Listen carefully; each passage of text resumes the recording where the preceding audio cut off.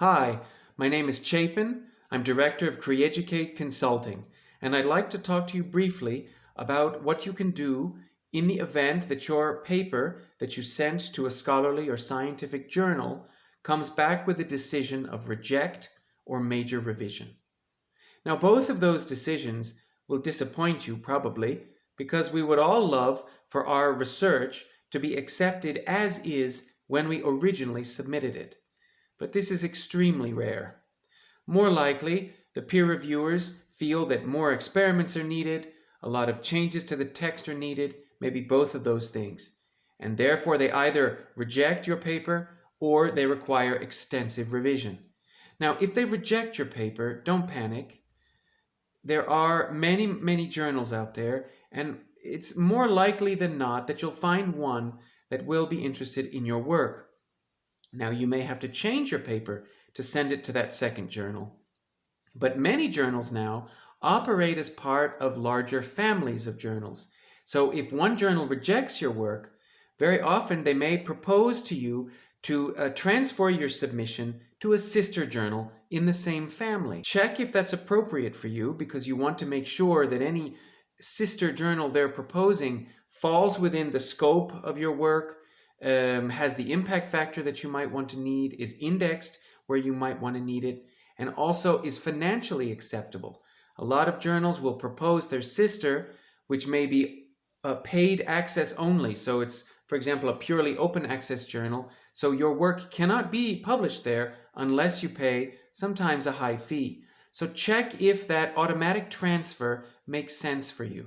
If not, and you need to shop around for other journals, start with your reference list.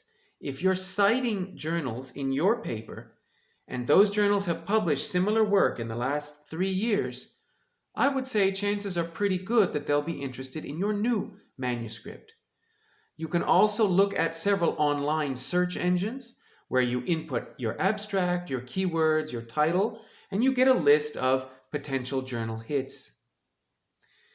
Now, let's say your first journal where you submitted it is interested. They haven't rejected you, they want major revision. But when you look at that list of 7 experiments that the peer reviewers request, well, 3 of them make sense, but the other ones will take you far too long, they will be far too expensive, or they simply don't seem relevant enough for you to do all of that work.